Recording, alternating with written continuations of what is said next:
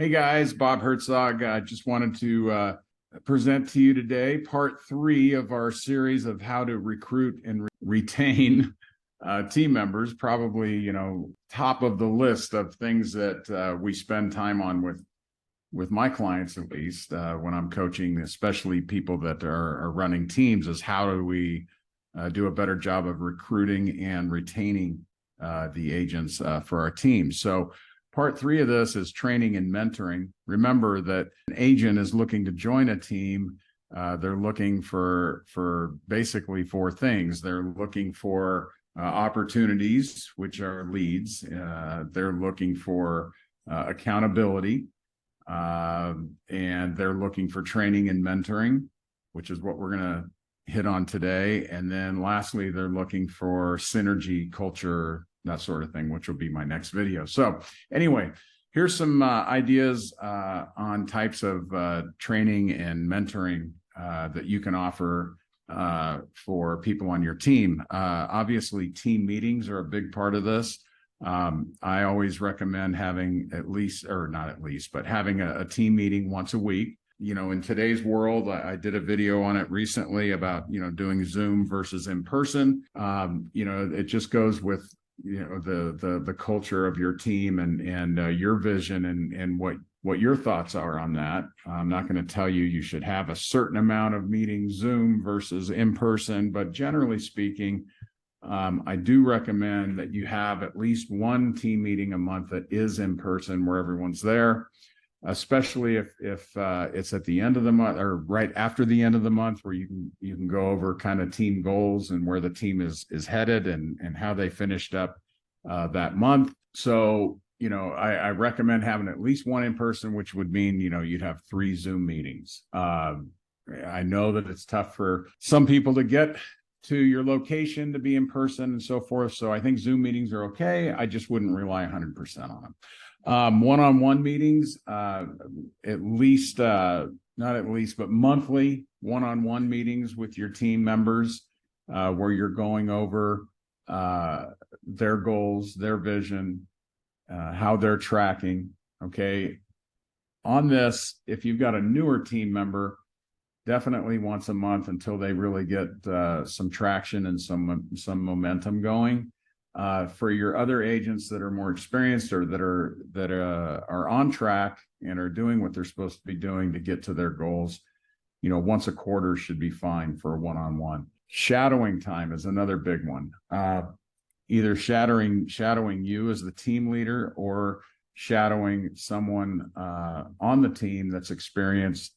That can be anything from open houses to, showing appointments with buyers, listing appointments, calling leads, role play time. These are all things that you can either do as the team lead, have these agents shadow you on your appointments and the various activities that you're doing to hit your goals. But I think it's important, and kind of what goes hand in hand with that is some kind of a mentorship program, either where you are their mentor or, again, someone on the team that's more experienced kind of takes someone under their wing. And you can set up different, to incentivize some of these busier agents to do that. You can incentivize them by giving them a certain percentage of the split when an agent on the team, a newer agent, closes a deal. And so forth. So quarterly call night is another big one that I used to do quite a bit with my team, and a few teams out there that I coach are doing that right now, where once a quarter you have everyone come in and they smile and dial. I mean, they're just calling leads. You can set up contests for most appointments made, most contacts made, so forth. But you make it kind of a fun event. You bring in pizza and drinks of your choice, whatever that is.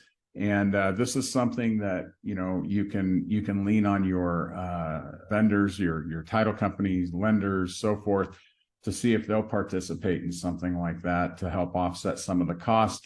And then you can just do little gift cards, for whoever sets the most appointments. That was the big one for us. We always wanted to, the goal was to set appointments. So quarterly call night, or you could do it monthly. doesn't matter, but I think quarterly is a good one. Past client and SOI training. Okay, that's a big one. We, as team leaders, a lot of times we just get so wrapped around the axle with the internet leads or whatever leads we're giving to our agents, and we forget about that the sphere of influence and past clients. So, spend some time training them on how to get business from the people that already know them, like them, trust them. And what goes hand in hand with that is obviously teaching them how to set up their database, how to segment it, and so forth. So database and past client SOI training is critical. And this is another one that I like, which is, give them a list of YouTube people you follow on YouTube or podcasts or books that would be beneficial to them. I mean, you could even have a book club. There are teams that do that, quite a few of them actually, that once a month or once a quarter, everyone reads the same book, and you meet once a month or once a quarter to talk about what you're getting out of the book. So give them a list of podcasts, YouTube folks that you're following, and books. That's it. That's all I can. I mean, there's a gazillion other things you can train and mentor on. The key is that it's one of the 4 pillars of any successful team, is having a consistent quality mentoring / training program for your agents. It seems very obvious. It seems like, everyone should know that. But sometimes we need a little bit of a reminder or some ideas on things we can be doing. So anyway, I hope that helps. That was part 3 of our 4 things to help recruit and retain people on your team. If you ever have any questions or thoughts, reach out. Have a great day.